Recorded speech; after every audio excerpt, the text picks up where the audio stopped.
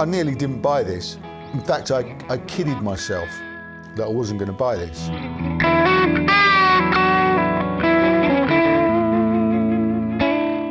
I've seen some comments on some other reviews, and a lot of people have said, why would you buy this when you could just buy a second-hand Gibson for the same money?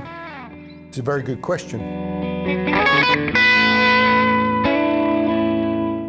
Pickup-wise, this is better than a lot of second-hand SG.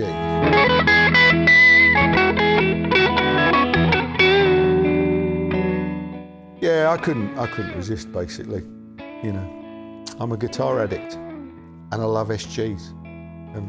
What can I say? I'm hopeless.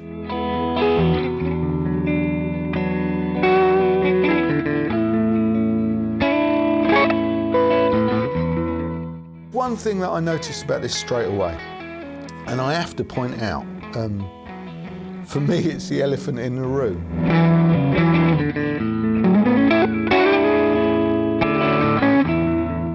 That kind of detail shouldn't really have been overlooked.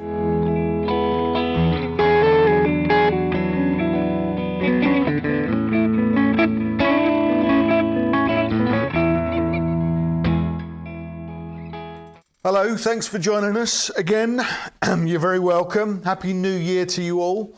This is going out for the first time on the 7th of January 2022. So yeah, Happy New Year. Hope you had a good holiday and all that. And obviously if you're watching this in June, you know, just ignore this bit. Where you been? Anyway, time to catch up. So here we are. What have we got today? Well, it's an SG. No better way to start the year, is there? New year, new guitar, and it's an SG. And yeah, and it's quite a special SG, this one. It's the Epiphone limited edition 1961 SG Les Paul outfit. I think they call it an outfit. Not sure why. Maybe it's because it comes with a case. It doesn't come with any, you know, SG clothes or, you know, a hat or anything like that. So it can only be the case, really, I suppose. But anyway, here it is. It's an SG. It's a new year. This is the Guitaristas. This dropped just before Christmas, and it's one of these new Epiphone Gibson custom shop collaborations. So, you know, if you don't know, this is a high-end Epiphone. It's got the Gibson pickups in it. It's got the Gibson burst buckers and real pucker wiring, and some other little bits and bobs that set it apart from the standard Epiphone SGs, but also add considerably to the price, to be fair. I nearly didn't buy this. In fact, I kidded myself that I wasn't going to buy this because upon its launch in very late December, that it was priced in the UK at £749, which is, wow, that's a lot of money for an Epiphone. I've bought at some of their prices before. I'd only paid, you know, only paid £649 for the Les Paul version. They did the first one they did with these collaborations with Gibson Custom Shop was the 59 Les Paul last year, sometime around when was that? I don't know. I got mine probably around about August, September. And I only paid £649, although, you know, it had been sold for more than that, but not as £749. So I thought, oh, crikey, that's really pushing it. I can't possibly pay £749 for an Epiphone SG. I mean, I've bought many Gibson SGs for a lot less than that in the past, both new and second-hand. So, you know, I put my foot down, dug my heels in, and said, no, that's not for me. And then, of course, you know, you lot were egging me on, going, oh, are you going to get an Epiphone 61? And I'm going, oh, no, I'm not. And it's too expensive. I can't do that. And then, of course, I needed an excuse. And lo and behold, PMT in the UK, big retailer over here, online and lots of shops. You know, I was obviously searching online, as you do, about 2 days after I said I wasn't going to get one. And they dropped the price to £701. That was all I needed. It's in the basket, it's on the way, and the next day it's here. So, yeah, I couldn't resist, basically. You know, I'm a guitar addict, and I love SGs. What can I say? I'm hopeless. Okay, so what we'll do is we'll start with the basic specs, shall we? So, what we know about this guitar is it's got a 2-piece mahogany body. Now, obviously, you can't see that on this because I got the antique white version. But if you see, you've seen Trogley's review of this, maybe. You know, he's got a real nice cherry one, which you can clearly see the seam down the middle, and he's got quite a lot of flame on his as well, which I think is unusual. But he likes his guitars all flamey and sparkly, doesn't he? So that's perfect. For me, I'm more of an antique white guy or a kind of a plain top guy myself. So I thought, yeah, let's go for the antique white. It's got, so it's kind of it's a satin finish. Nice and, yeah, nice and satiny, I suppose. It's not like the worn finishes. It is a thing of its own. Gibson themselves, and I think Epiphone have done them as well. They've done a kind of a worn and a tribute range. This is definitely an in-between. It hasn't got a thick poly finish on it, which a lot of people will like. And it isn't flat, so it's got quite a nice finish to it, to be fair. The neck feels nice with this. Feels nice, not sticky, not glossy. I like that. So yeah, 2-piece body, we know that. And we also know that this model now has got a 1-piece neck. So, you know, you can't see it, but it's got no scarf joint at all and no heel joint in this neck. So again, that'll please a lot of people. It's got the Epiphone Deluxe vintage tuners, which we know and love. Double ring ones. Double ring. I think they call these the tulip buttons. I think that's right, isn't it? Yeah, double ring, which is 1, 2 rings there. They're very cool, and it's got the pressing bushings. So real nice kind of vintagey, correct thing there. It's got the Guitaraddict nut. We like Epiphone Guitaraddict nuts, never have a problem with them personally. And it's got the Indian Laurel fingerboard. It could probably do with a bit of an oil in this one. It's got it looks okay. It's got that kind of weird white mark just there. I'm not really sure what that is. It's obviously not a problem, but it's not perfect, shall we say. The binding, it's got a nice vintagey colour binding. We'll get into the QC in a little bit more detail in a second. The truss rod cover's got the Les Paul logo on it, just like the originals did have. Unlike the originals, this is a hardtail. The original Les Paul SGs had either the sideways vibrola and then the Maestro when they were launched. I don't think they made any hardtails originally, but there have been lots of reissues with hardtails simply because they're more stable and a lot of people prefer them, including myself, really. So it's got Gibson Burstbucker 2 pickup on the neck, Gibson Burstbucker 3 for the bridge, CTS pots and Mallory capacitors. We'll have a look underneath the pickups and inside the control cavity in a little bit. And we'll take the strings off, obviously, and we'll measure up the neck, and we'll have a closer look at everything as we do. Before we do that, let's just talk about the QC. The body looks nice. The neck, straight away, I mean, I've noticed a few little bits here. I think because it's not kind of lacquered over with a thick lacquer, the join along the neck there's a bit, you can feel it. It's quite pronounced. I'll do some close-ups so you can see that. And it's got a little blemish on it there, a little chip out of it there. It's okay up there. Again, on that side, there's quite a distinctive line. It's not very smooth, you can feel it. I'm not saying this is necessarily a problem, I don't think it is. I'm just kind of pointing it out because you notice it straight away. You go, oh, okay, that's that. And as I've said, it's got a kind of a white sort of mark on the fingerboard. It might just, I don't know if it's just the grain or what, really. It's just a bit strange. The frets feel fine. I'll do some close-ups in a bit so you can have a look for yourself.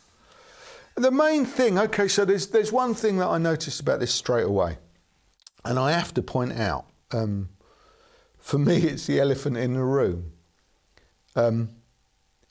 So obviously in SGs you get, the bevels often vary from guitar to guitar. I've got quite a lot of SGs, as you know, and I've noticed how they differ. What I noticed about this straight away is that the bevel on the back isn't right. I can only say it isn't right because the lower bevel on the back, it stops. It's kind of like they gave up, didn't bother going all the way around. I'm pretty certain that should go all the way around there. Now, I thought, well, are originals like that? Maybe that was what the originals were like. So I've done some research, pulled some still images from original 1961 Les Paul SGs from some online pitch, and here they are. They've all got bevel. They've all got the bevel goes all the way around. So I wondered if this was a faulty one. I wondered if, have I got a second which slipped off the machine or something? So I checked the review that Trogley did, and here's a still from that. His is the same as this. And I checked the Epiphone one, their own official review, and here's a still from that. It's the same. So this appears to be what they meant to happen. Or I wonder if it's what they didn't mean to happen, but it's happened, and this is what it is. I don't know. Answers on a postcard, please. Oh, no. What do you think? Have you ever seen an SG where the bevel has stopped? So what does it mean? Well, it doesn't make any difference whatsoever, obviously. It's a minor cosmetic detail, if you like. But I was surprised. I noticed it straight away. I felt and I feel that if you're being asked to pay 749 or 700 whatever it is pounds for a guitar that's purported to be the real deal, if you like, that kind of detail shouldn't really have been overlooked. Now, it may be that I'm completely wrong. My research and personal experience tells me that I'm not. But if you know otherwise, please let me know, because I would obviously like to correct this and apologise for accusing Epiphone for being a little bit sloppy with their bevels, really. Let me know. Let me know if you've got one. It might be a certain batch that's come out like this. Is it all of them? We don't know. We do know that everyone that we've seen online, or the ones that I've showed you, are the same as this. So, including Epiphone's own video, PR video. So presumably they would have noticed and done something about it if they could have done. Maybe they couldn't. Maybe it's something that was spotted too late. I find it hard to believe, to be honest with you, but you know, we'll see. Okay, let's move on. Right, so what we're going to do now is we're going to tear it down. We're going to take the strings off and we'll have a closer look under the pickups, inside the control cavity, measure up the neck and stuff. And what we'll do is we'll start the playing now. We'll have a listen to what it sounds like, and we'll spin in some of this nerdy stuff at the same time to try and move it along, make it a little bit more interesting. Okay, let's get stuck in, chaps.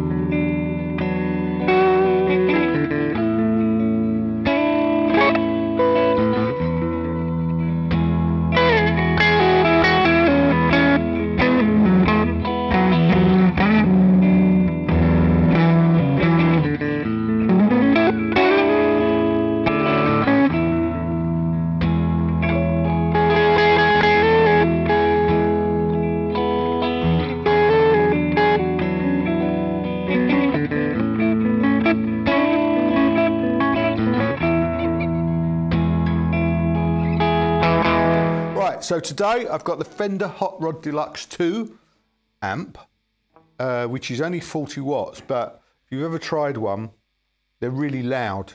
So to get the kind of tube compression that I'm looking for, I've got a volume pedal in the effects loop, as Josh from the JHS show recommended or suggested, enlightened me with.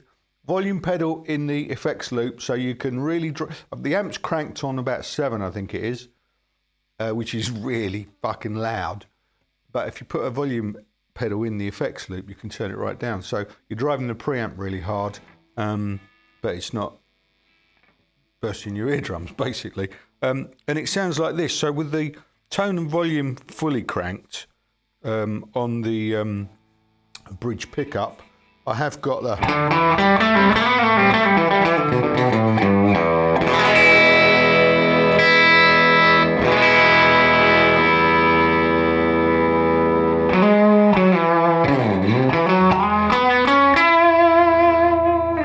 And on the neck...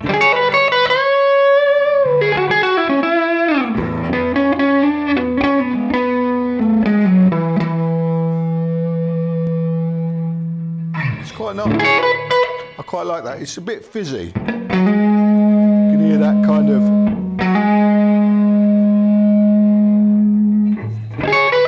Well, I don't know if maybe that might even just be a loose valve or something, or a loose screw or something.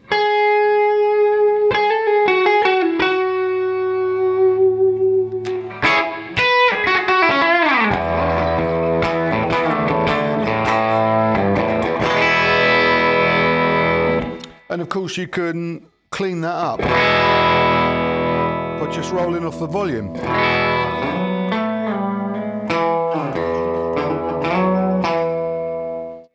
So let's have a look at the volume controls.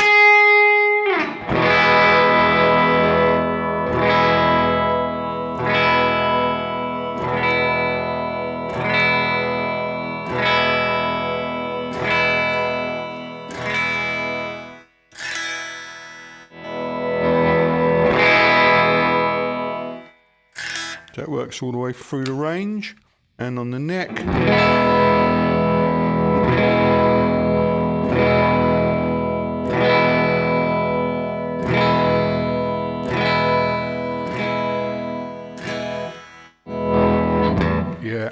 And tone controls on the neck.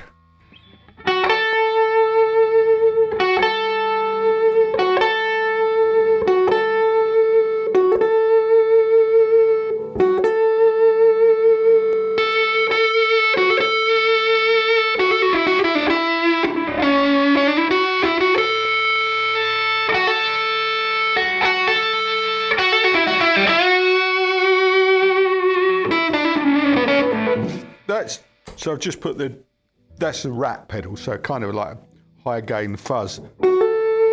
So I think the key to using, getting that real dark woman sound for me is to whack a lot of drive on it. This has got a tube screamer and the rat on.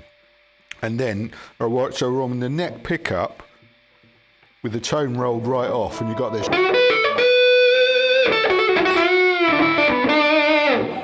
I think Clapton used to have, I think he used to use the middle position. I don't know. I don't know actually.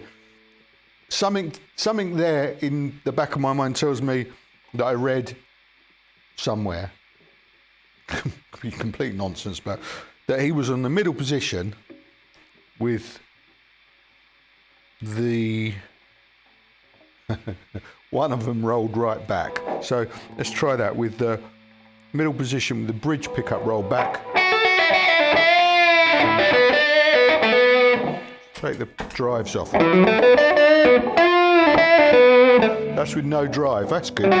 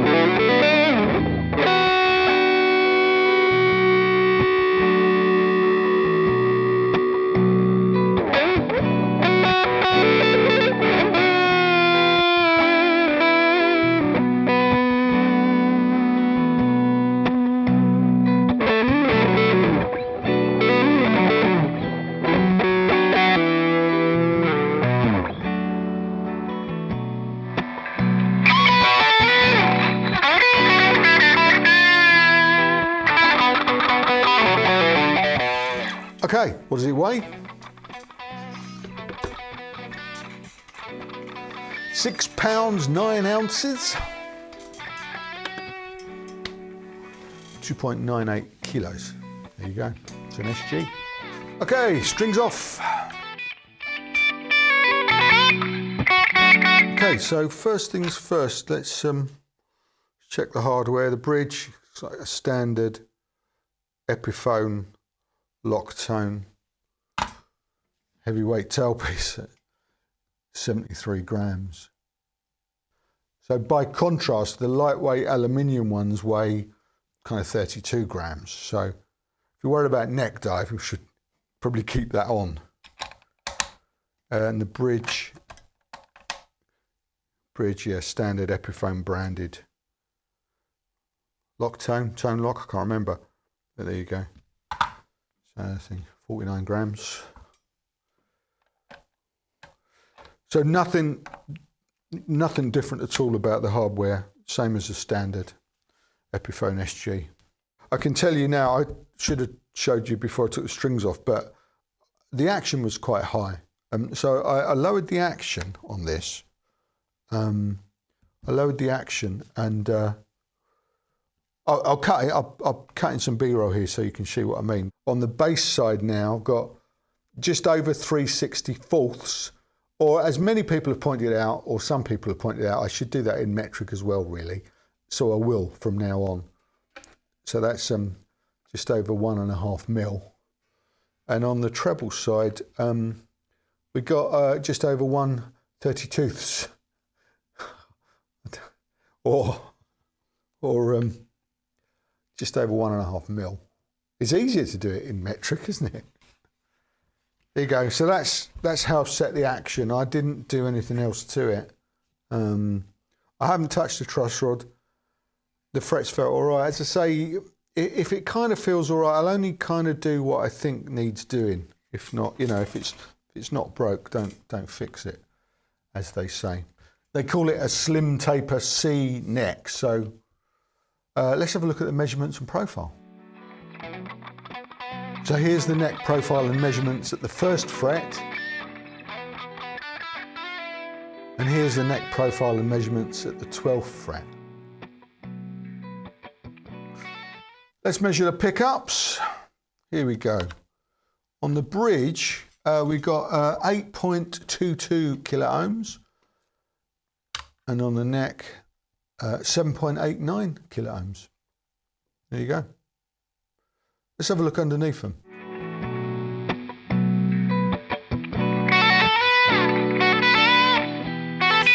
Okay, here we go. Let's have a peek under the neck pickup. Here we go. And there inside the neck cavity, it's all nice and tidy. You can see the neck tenon goes all the way down to there. Braided, shielded wire. Pattern applied for sticker. Burst bucket 2. There you go. That's what's under the bridge pickup.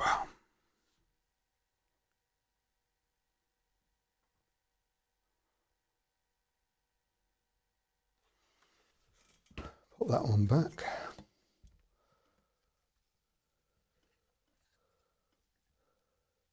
This is where you have to be careful not to put it back the wrong way. It's so easy to do that. As I said before, it's a good job I've got other SGs for reference. Right, okay, and under the bridge. That's what's under there. Also got the Q code sticker covering nothing, presumably there's nothing under that. It's just bare wood. You can see how that's routed quite clearly. Again, no shield or anything there, nothing fancy. And there you go, BB3 on that pickup, 17th of the 5th, 21. Or 5/17/21 for our American friends.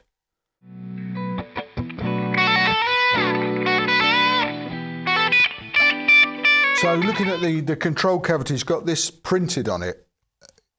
The 59 Les Paul had just a sticker on it. This is actually, I guess it's screen printed or something. So let's have a look under this. So yeah, inside the control cover plate, nice work, Larry. Now I'm going to have to go and find out who Larry is. I'm guessing he's the project leader or designer. Well, not designer, but the project leader. So we'll pop that next to the semi-bevel. Okay, nice work, Larry. So yeah, full-size CTS 500K pots, Mallory capacitors, 0.22, whatever it's called. So they're wired from the outside lug on the tone to the centre lug on the volumes. for your information, chaps. Yeah, both the same. I think. Yeah. Is that 50s wiring? I think it is, isn't it? Yeah, so just a look inside the truss rod cover. There's nothing to see in there. It's just a standard Epiphone hex key type. There you go. Yeah, okay, so on the back of the control cavity, it says, "Nice work, Larry." I'm pretty sure that refers to Larry Alders, who, along with Ted McCarthy, redesigned the Les Paul in 1960 into this shape that then became the SG because, well, various stories, but Les Paul didn't like it or whatever it was. But anyway, we love it, don't we? We love it.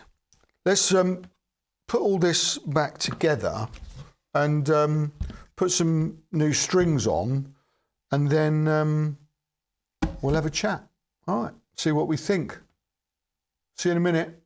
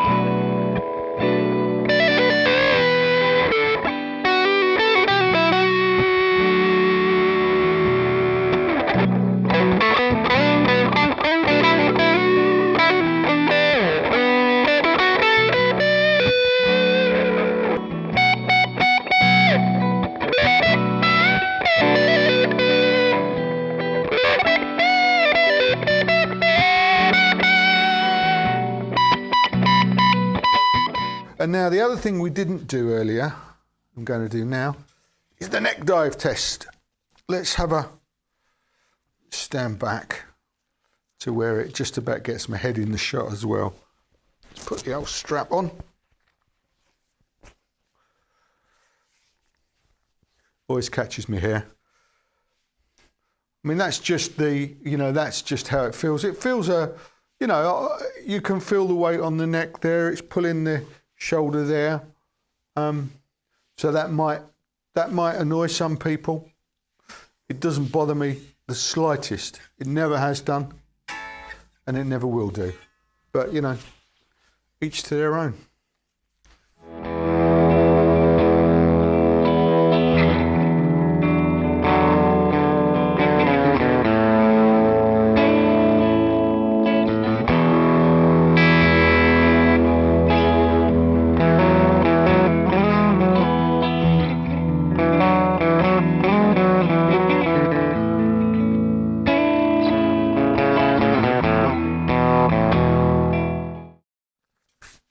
So what do we think? Well, we love it. I mean, it's, what's not to love? It sounds great. I hope you agree.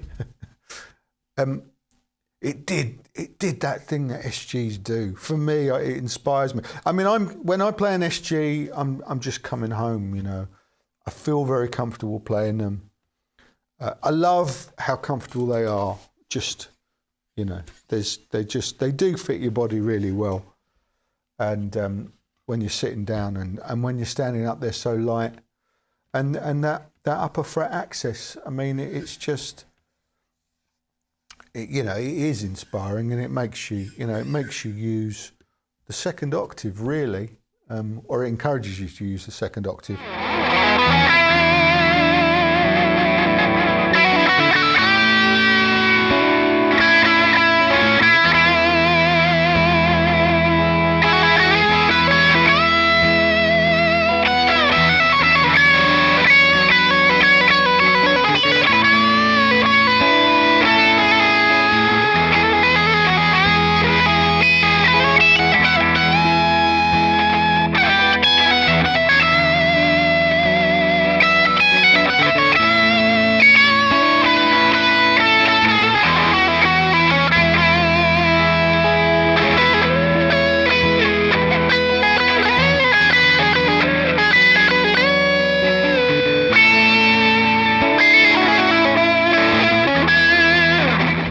this particular one, I've said earlier, I've moaned a little bit because it's quite expensive.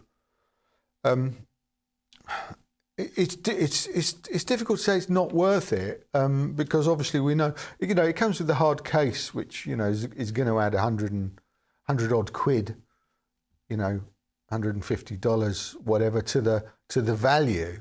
These higher end Epiphones, they come with a case, and it's got pucker Gibson burst bucker pickups, and now they sounded great to me.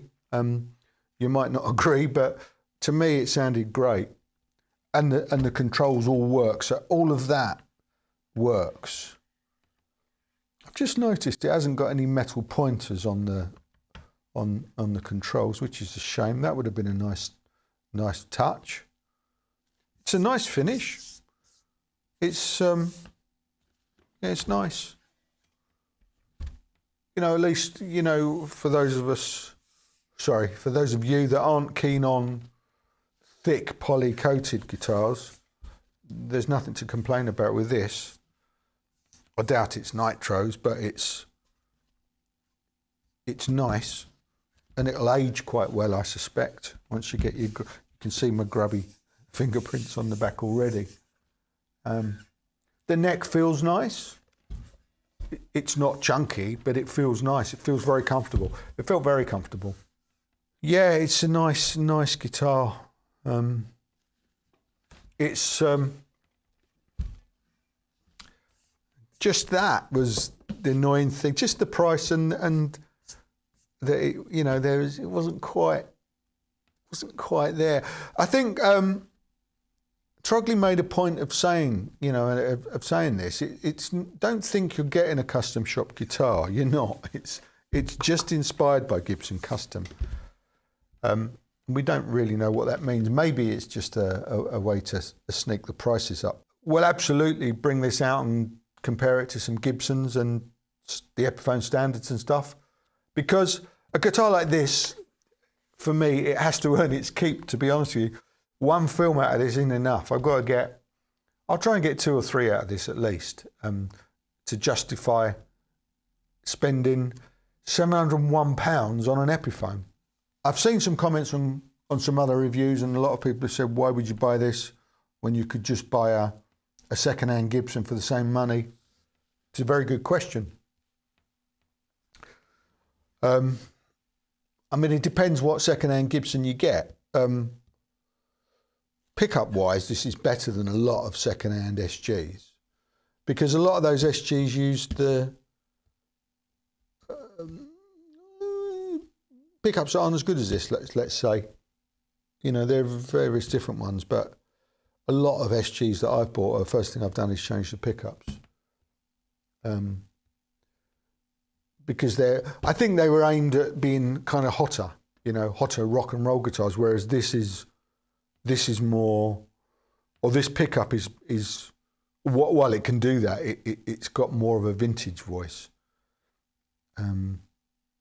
And the 490s and the 498s, or whatever they call them, the Gibsons, aren't necessarily like that. They're a bit rock and roll, I really like it. It's nice. I'm glad I got it. I'm really glad I got it. I'm glad you wore me down, guys, and I got it. It's something that, I'm quite proud to have this in the SG collection. I can't see myself selling it. And look, I'm picking the plastic's coming off.